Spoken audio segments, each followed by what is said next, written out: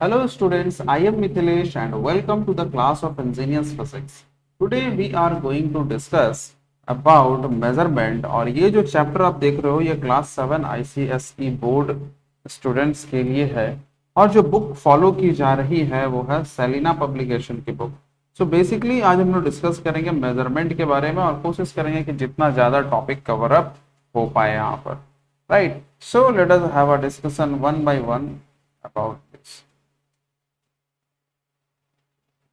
सो first topic जैसा आप देख रहे हो यहाँ पर क्या है, mass. First topic is mass. So what is mass? The mass of a body is the quantity of matter of the body content. That means basically आप लोग को याद होगा कि the amount of matter content in a body is called मास। ये definition आपको बचपन से याद कराया जा रहा है और अभी भी आपको याद होगा। Regardless of its volume and size, mass of a body does not change due to any force. So ये जो आप यहाँ देख रहे हो ये बेसिक मास का बेहतर डेफिनेशन है जो कि और ज्यादा डिटेल्ड में है, राइट, जो कि आपको जूनियर में ऑलरेडी पढ़ाया जा चुका है। नेक्स्ट अब हम बात करने वाले हैं यहाँ पर कुछ बेसिक, दैट इज यहाँ पे कहता है do you know the earth has a unique property to attract every object towards its centre. बात तो सही है, अर्थ में एक प्रॉपर्टी है सो दैट वो किसी भी ऑब्जेक्ट को अपनी तरफ अट्रैक्ट करता है regardless of its shape size and state volume and temperature. मतलब उसका shape size state volume temperature कुछ भी हो फर्क नहीं पड़ता, अर्थ जो है ऑब्जेक्ट को अपनी तरफ खींचता है, जिसे हम क्या कहते हैं, ग्रेविटेशन ऑफ अर्थ, राइट। सो इसे आपको हायर क्लास में पढ़ाया जाएगा, बट बेसिकली इसी बात को लेकर के नेक्स्ट टॉपिक हम लोग यहाँ पे डिफाइन करने वाले हैं। So our next topic is, हमारा नेक्स्ट टॉपिक क्या है, weight, right. What about weight? ये जो आप देख रहे हो वेट का डेफिनेशन यहाँ कहता है कि the weight of a body is the force with which earth attract, with which earth attract, right. तो मैं यहाँ पे जो भी टर्म को अंडरलाइन कर रहा हूँ उसका आपको शॉर्ट नोट्स जरूर बनाना है।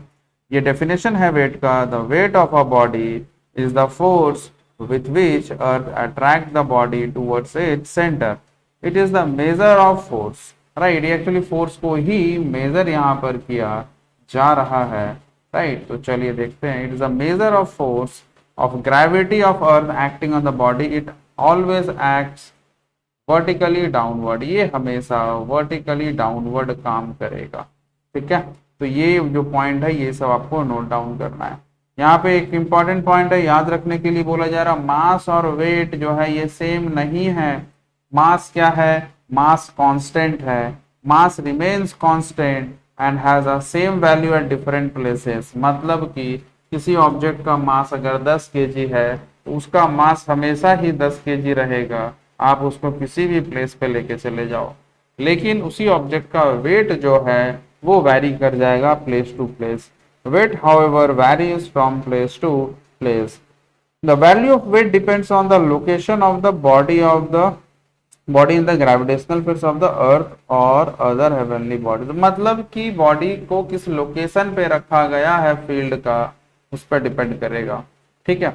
दस द मास, यहाँ पे आप देख सकते हो यहाँ कह रहा है the mass of body on the surface of moon is same as that of earth, right. मतलब आपका अगर मास 50 केजी है, राइट, अगर आपका मास 50 केजी है और मून में भी अगर मेजर किया जाए तो भी मास 50 केजी ही होगा।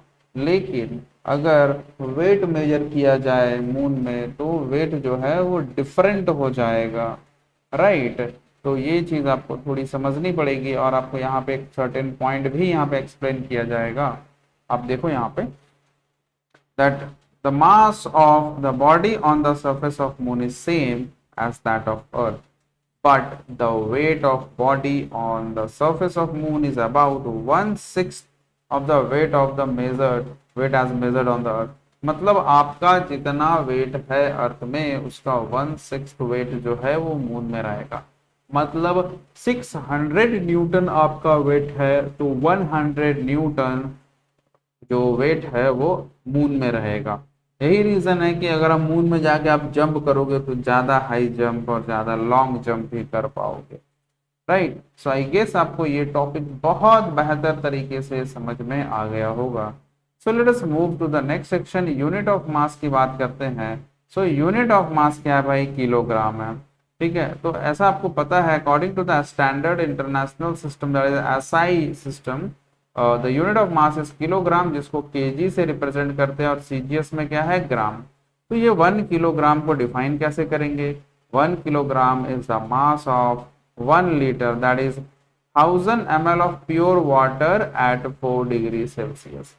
मतलब 1 किलोग्राम क्या होगा, जब 4 डिग्री सेल्सियस पे वाटर को हम रखते हैं तो उस दौरान 1000 ml, 1000 ml मतलब 1 लीटर वाटर का जो भी मास होगा वो कहलाएगा 1 किलोग्राम। राइट, तो ये आपको ध्यान पे रखना इंपॉर्टेंट पॉइंट है। So let us move to the next section. यहाँ पे कुछ आप देख लो, कुछ बेसिक सब यूनिट के बारे में बताया गया है, और ये सब यूनिट क्या है इसको देख लेते हैं। सब यूनिट का मतलब है छोटा यूनिट, सब यूनिट ऑफ मास। जैसे 1 ग्राम छोटा यूनिट है, 1 मिलीग्राम छोटा यूनिट है।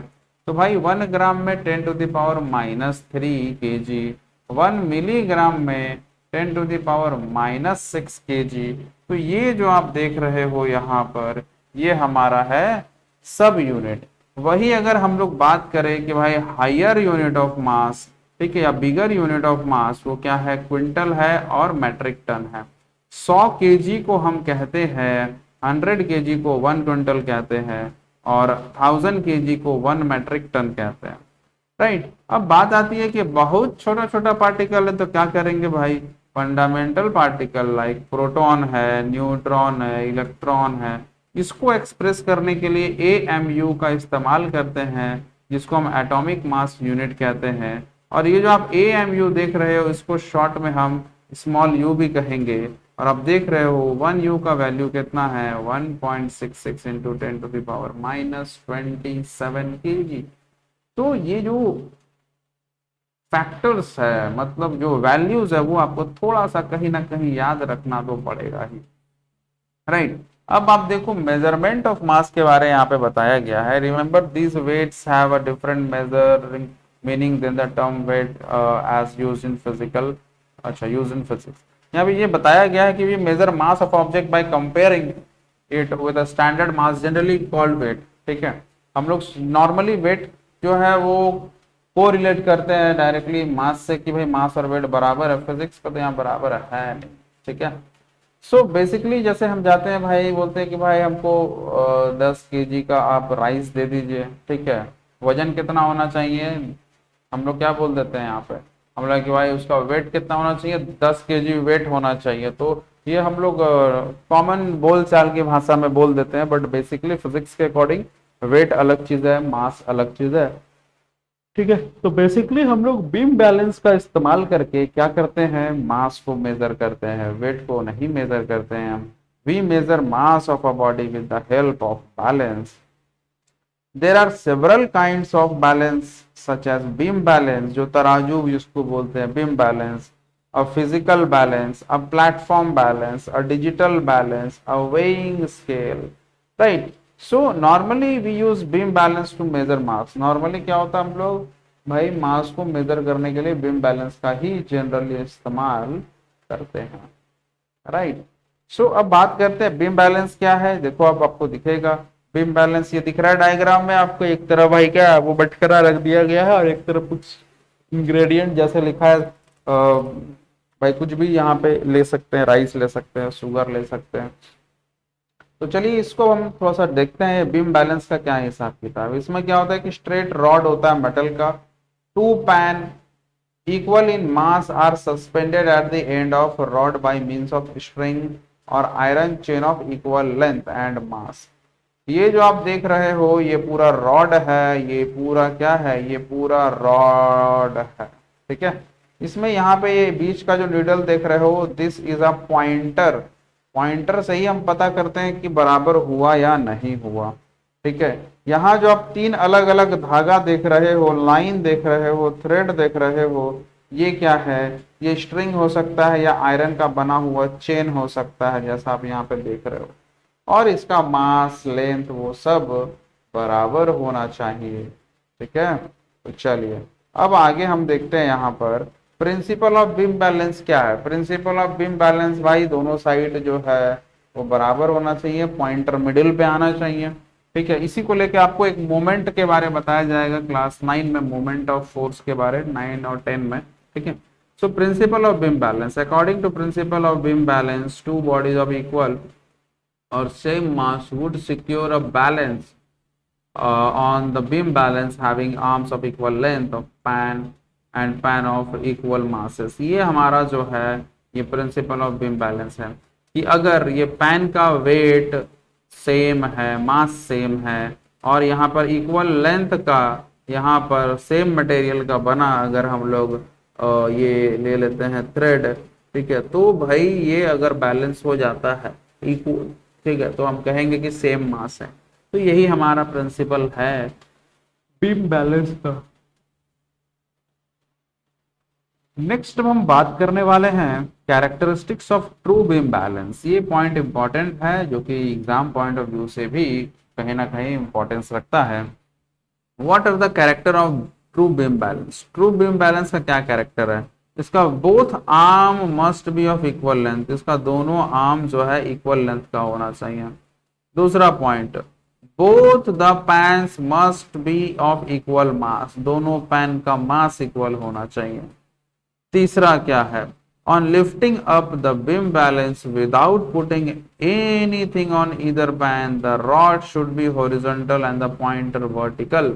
यहाँ बोला गया जब उठाते हैं बिना वेइंग वेट का, और मतलब बिना बटकरा और बिना किसी चीज का हेल्प का डायरेक्टली, तो क्या होता है वो जो हॉरिजॉन्टल रॉड है वो ऐसा हॉरिजॉन्टल होना चाहिए और पॉइंट वर्टिकल होना चाहिए, तभी ये बीम बैलेंस जो है ट्रू बीम बैलेंस है। वरना मार्केट में आप जाओ तो खतरनाक टाइप से आपको डंडी मारते हुए चीजें दिख जाएगी। राइट, अब आई होप आपको यहाँ तक समझ में।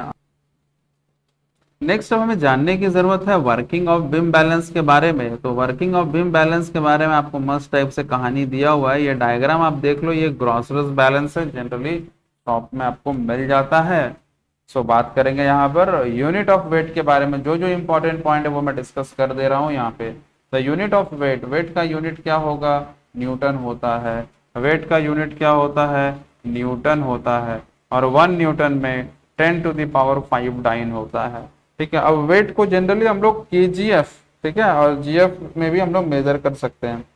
केजीएफ का मतलब भाई वो केजीएफ नहीं, ठीक है, जो साउथ इंडियन मूवी एक था ना, कोलार गोल्ड फील्ड, वो नहीं केजीएफ। केजीएफ मतलब यहाँ पर है किलोग्राम फोर्स, और जीएफ का मतलब है ग्राम फोर्स। अब इसमें कुछ रिलेशन है, तो रिलेशन को जानना बहुत जरूरी है आपके लिए। तो चलिए हम बात करते हैं क्या रिलेशन है। जैसा कि आप देख सकते हो स्क्रीन पे कि आपको यहाँ बताया जा रहा है कि 1 न्यूटन में 9.8 सॉरी 1 केजीएफ में 9.8 न्यूटन होता है, और 1 जीएफ में 980 डाइन या 1000 डाइन अप्रोक्सीमेटली लिया जा सकता है। तो ये कन्वर्जन आप याद रख लो, मतलब वैल्यू याद रख लो। ठीक है, इस पर्टिकुलर कन्वर्जन में बहुत सारे स्टूडेंट को दिक्कत आती है कि किस तरह से हम इसको कोरिलेट कर रहे हैं न्यूटन में। तो इसके लिए एक सेपरेट वीडियो मैं बना दूंगा, राइट, जो कि आप देख सकते हो और आपको समझ में आएगा किस तरह से ये वैल्यूज जो है वो कैलकुलेट होके आता है। Next is measurement of weight, right. तो मेजरमेंट ऑफ वेट के बारे में आप यहाँ पर खुद से पढ़ सकते हो। तो यहाँ पर प्रिंसिपल ऑफ स्प्रिंग बैलेंस की बात करेंगे, क्योंकि वेट का मेजरमेंट हम लोग स्प्रिंग बैलेंस से ही हम लोग कर सकते हैं। तो आप देख लो यहाँ पर एक्टिविटी 1 में स्प्रिंग बैलेंस बनाया गया है, ये सब आपको खुद से थोड़ा सा रीड आउट करना है, राइट। आप देखो यहाँ पर स्प्रिंग बैलेंस का एक प्रॉपर डिस्क्रिप्शन दिया हुआ है, जिसको हम लोग थोड़ा सा डिस्कस करने वाले हैं। सो let us have a look on this one by one.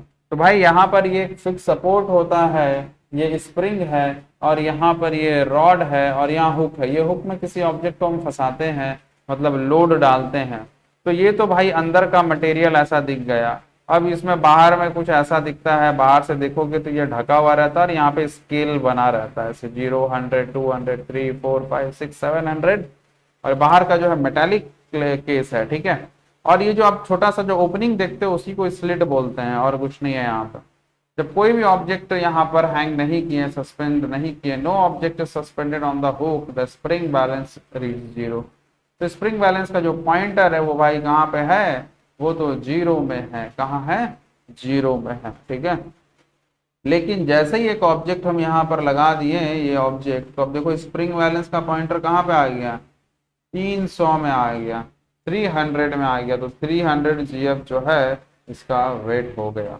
I guess आपको ये आइडिया हो गया होगा, और आप इतने अभी सीनियर हो गए होगे, बुक को रीड आउट कर सकते हो। So let us have a look on the difference between weight and mass, जिसमें आपको आइडिया लगेगा और आपको कुछ ना कुछ सवाल यहाँ से जरूर बनेगा आपके एग्जाम पॉइंट ऑफ व्यू से।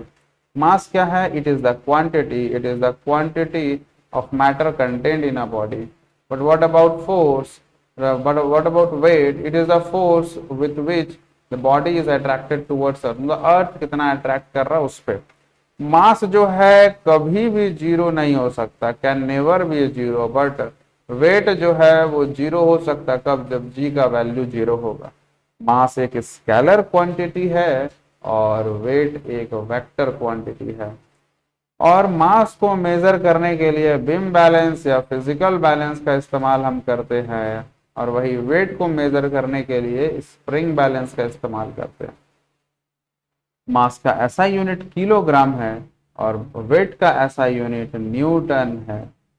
मास जो है ये हमेशा कांस्टेंट होता है, it is a constant and independent of the place and position of the body. भाई अब ऑब्जेक्ट को उल्टा रखो, सीधा रखो, जैसा मन है वैसा रखो, कोई दिक्कत नहीं है, कहीं भी लेके चले जाओ, उसका मास नहीं बदलेगा।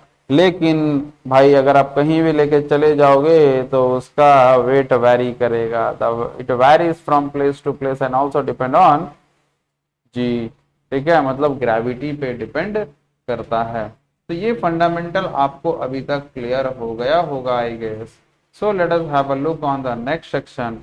नेक्स्ट सेक्शन में आप देख लो, यहाँ पे कुछ न्यूमेरिकल्स है, एक्सप्रेस 1 मिलीग्राम में कितना केजी। तो भाई 1 बाई यहाँ पे 1 के बाद 6 जीरो लगा दो, 10⁻⁻6 हो गया, ठीक है। तो ये कन्वर्जन फैक्टर्स है, और यहाँ पे आप देखो कुछ इंटेक्स क्वेश्चन है, state the SI unit of mass kilogram, ठीक है। 1 kgf ऑफ वेट डिफाइन करना है, इसका डेफिनेशन बुक में मिल जाएगा आपको। और जो भी चीजें हैं इसको आप खुद से ट्राई करो, नहीं होगा तो उसके लिए मैं यहाँ पर अवेलेबल हूँ। और ये एक्टिविटी वगैरह आपको खुद से पढ़ना है, ठीक है। तो late us have a discussion about other thing, कुछ हम लोग और देखते हैं यहाँ पे। एक्टिविटी यहाँ पे आप जो देख रहे हो 5 नंबर एक्टिविटी, ये भी इंपॉर्टेंट है, आपको पढ़ लेना है यहाँ पे। नेक्स्ट जो है डेंसिटी, राइट। नेक्स्ट हमारा यहाँ पे क्या है, डेंसिटी है। तो चलिए डेंसिटी के बारे में अब हम लोग थोड़ा सा यहाँ पर डिस्कस कर लेते हैं, राइट, कि भाई यहाँ पर डेंसिटी के बारे में यहाँ क्या बताया जा रहा है। सो डेंसिटी क्या है, मास बाय वॉल्यूम होता है। सो density is a physical property of matter, right. तो बेसिकली इसका फॉर्मूला क्या होता है, डेंसिटी का फॉर्मूला होगा मास बाय वॉल्यूम। इसका फॉर्मूला क्या होगा, मास बाय वॉल्यूम, राइट। तो ये इसका फॉर्मूला है, तो इसको आपको याद रखने की जरूरत है और आपको याद भी होगा। तो चलिए अब हम लोग डिस्कस करते हैं यहाँ पे जो काम की बातें हैं। डायरेक्टली यहाँ पर आप देख लो, यहाँ फॉर्मूला दिया हुआ डेंसिटी का और डेफिनेशन भी है, तो उसी को हम लोग मार्क करते हैं और आगे प्रोसीड करते हैं। So the density of an object is defined as the mass per unit volume of that object. ये आप नोट करोगे नोटबुक में। If V is the volume of an object, m is its mass, and the density of a substance is mass upon volume. Junior class में आप d से density को denote करते थे, और अब आपको रो से डिनोट करना है, राइट। किससे डिनोट करना है, रो से डिनोट करना है। सो अब ये जो रो है ये डेंसिटी को ही डिनोट। सो अब हम डिस्कस करने वाले हैं कुछ और टर्म जो कि इंपॉर्टेंट है, यहाँ पर रिलेशन भी गिवन है तो उसको भी डिस्कस करेंगे। अब देखो यहाँ पर यूनिट ऑफ डेंसिटी के बारे में है, ठीक है। सो ऐसा यूनिट क्या है डेंसिटी का भाई, केजी पर मीटर क्यूब। ऐसा यूनिट क्या है, केजी पर मीटर क्यूब, मतलब मास 1 kg होगा, वॉल्यूम 1 मीटर क्यूब होगा, तब जाके डेंसिटी हमारा 1 होगा, ठीक है, मतलब 1 kg पर मीटर क्यूब। सीजीएस में क्या हो जाएगा, यही मास केजी को ग्राम में कर दो और ये वॉल्यूम सेंटीमीटर क्यूब, तो सीजीएस में डेंसिटी का यूनिट क्या हो जाएगा, ग्राम सेंटीमीटर क्यूब।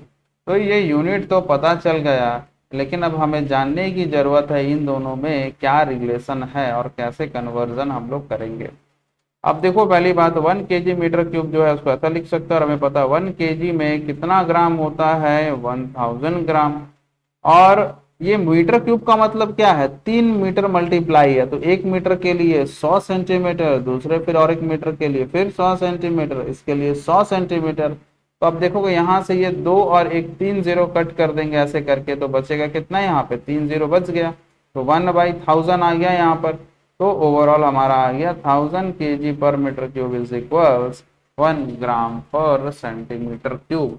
तो ये हमारा यहाँ पर कन्वर्जन हो गया। और अगर आप भूल भी जाओ तो आप इसको याद रख सकते हो, कैसे करके, रिवीजन करके। तो रिवीजन करने का जरूरत है आपको। आपको एक सवाल पूछा जाएगा जनरली कि भाई डेंसिटी से आप क्या समझते हो, तो आप बता सकते हो। एग्जांपल देख लेते हैं यहाँ पे, the mass of an iron cube having a volume of 10 centimetre cube is 78 ग्राम। तो उसका डेंसिटी कितना है, 7.8। मतलब है कि 1 सेंटीमीटर क्यूब में कितना आयरन आएगा, 7.8 ग्राम जो है वो आयरन आएगा। इसका मतलब अगर आपको 2 सेंटीमीटर क्यूब अगर दे दिया जाए आयरन, तो आप बोल सकते हो कितना ग्राम होगा, 7.8 का 2 टाइम्स, 7.8 का 2 टाइम्स, मतलब 7.8 इंटू 2, जितना भी आएगा उतना ग्राम आपका हो गया वैल्यू, राइट। तो आई गेस आपको यह आइडिया हो गया होगा, क्योंकि इस तरह का सवाल पूछा जाएगा, डेंसिटी दिया रहेगा और पूछेगा कि आप इससे क्या समझते हो। तो देखो, determination of density of solid of heavier than water, जब हेवियर देन वाटर, तो ये आपको पता है कि यहाँ पर क्या है कि हमने पहले एक सिलेंडर ले रखा है, यहाँ पे क्या ले रखा है, यहाँ पे हमने एक सिलेंडर ले रखा है, ठीक है, ये एक सिलेंडर ले रखा है। और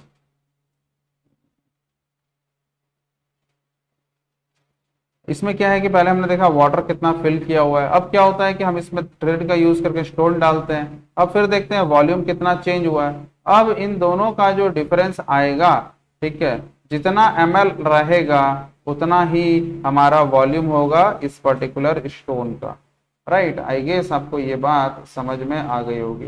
तो चलिए अब हम लोग आगे बढ़ते हैं यहाँ पर और देखते हैं।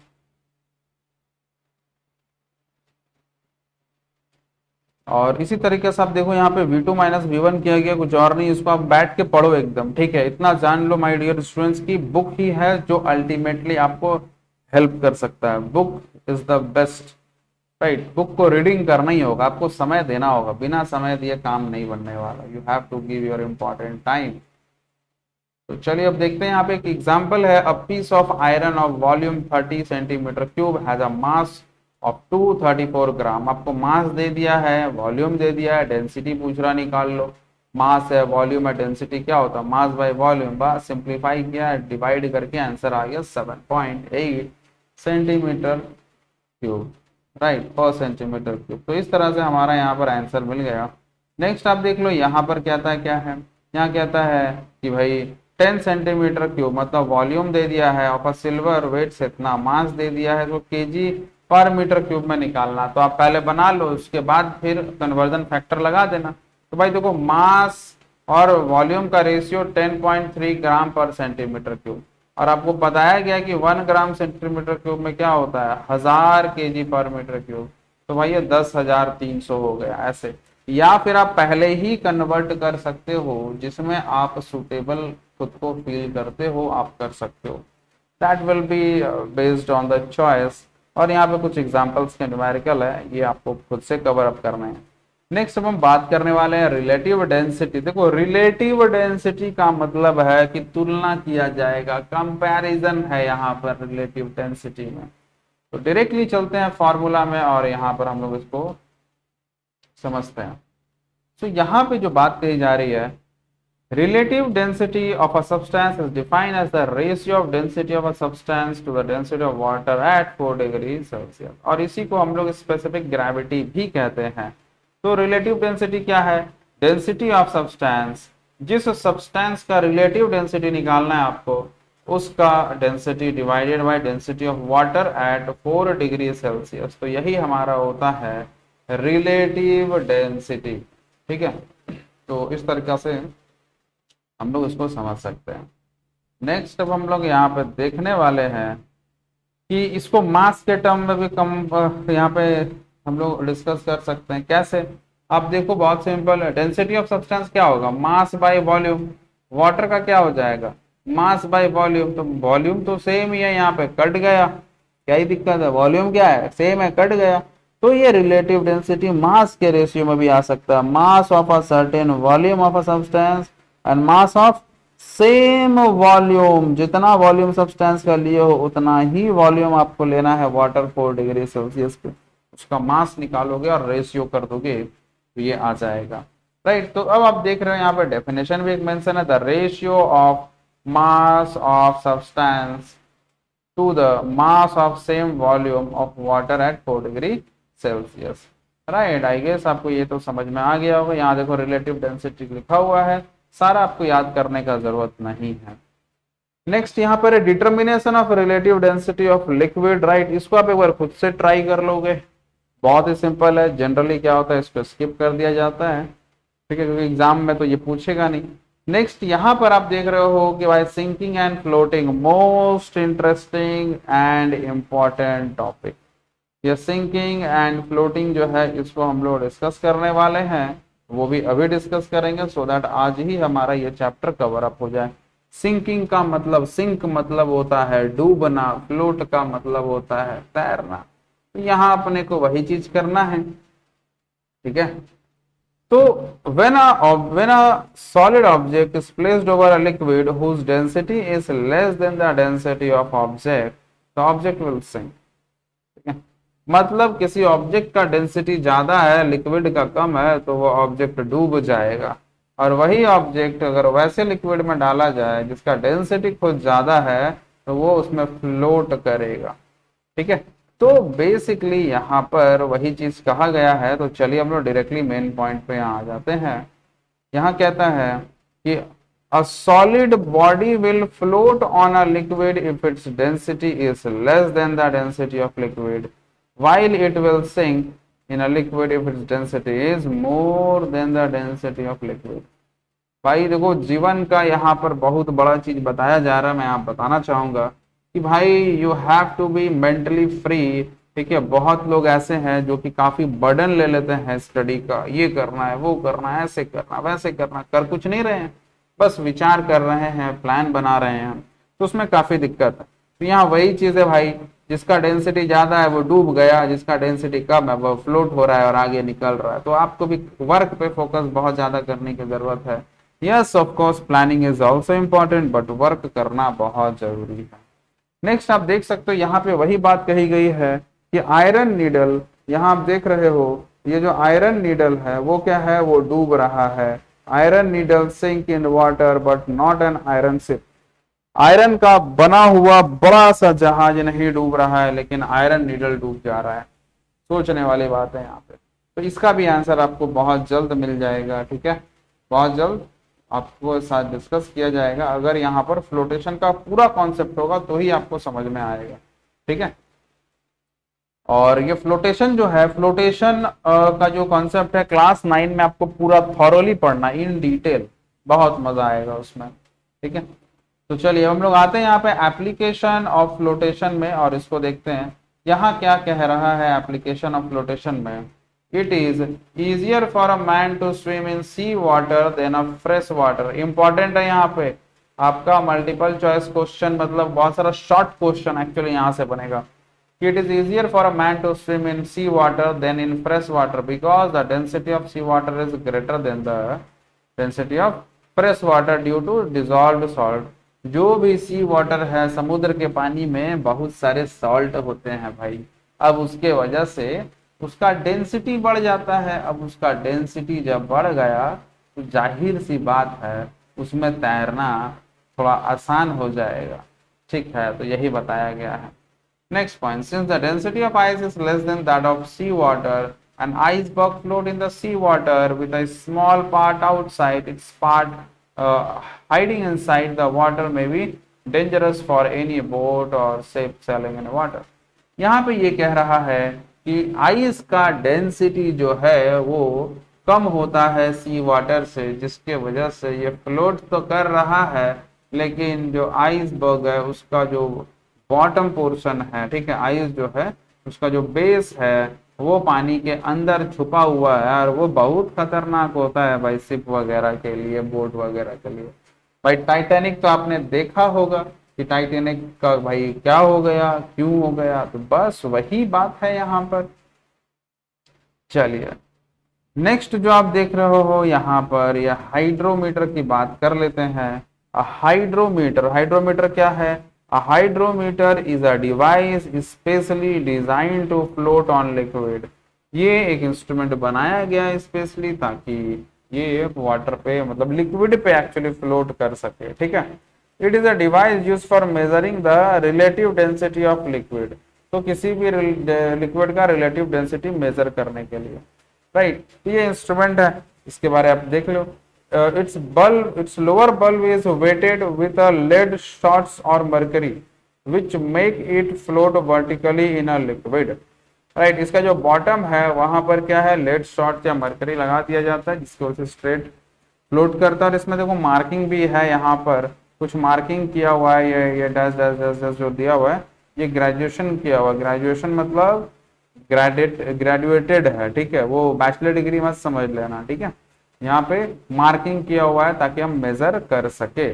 बस आपको यहाँ पे इतना ही जानना था, आपको यहाँ यही जानना है कि भाई हाइड्रोमीटर क्या है, एक डिवाइस है जिससे क्या मेजर करते हैं, रिलेटिव डेंसिटी। अब भाई इस रिलेटिव डेंसिटी मेजर तो करते हैं, अब यहाँ एक पॉइंट और दे दिया गया है कि लेड शॉट्स या मरकरी का इस्तेमाल किया जाता है ताकि भाई यहाँ पर ये जो आप देख रहे हो मेजरिंग बार जो यहाँ पे बनाया हुआ है ये स्ट्रेट रह सके, तो यही चीज है। इट इज यहाँ पे और कहता है it is use for testing the purity of milk for testing concentration of acid in battery. तो इसका जो इस्तेमाल है यहाँ पे प्योरिटी ऑफ मिल्क को मेजर करने के लिए हाइड्रोमीटर, ठीक है, और testing of concentration of acid in batteries hydrometer. Generally आप अगर अब देखे होंगे कि भाई अगर बैटरी काफी डेड हो जाता है, जो कि घर में इन्वर्टर पे लगाया जाता है इन्वर्टर सिस्टम के साथ, तो और वो चार्ज नहीं पिकअप करता है तो हम उसे ले जाते हैं शॉप में और बोलते हैं भैया देखिए बैटरी डेड है या नहीं। तो वो क्या करता है, वो तो एक बार तो चार्ज करेगा अपने चार्जर से और उसके बाद चेक कर देगा कि इसमें कितना पोटेंशियल उठा है। मतलब भाई ये हाइग्रोमीटर का इस्तेमाल करके वो बता देगा कि बैटरी ये चलेगा या इसका कहानी हो गया है, ठीक है, मतलब उसको रिप्लेस करने की जरूरत है। तो ये सारी चीजें हैं, ये सब समझ में आएगा। और अब हम बात करेंगे यहाँ पे effect of temperature on density, क्या इफेक्ट पड़ेगा सॉलिड लिक्विड गैस, राइट।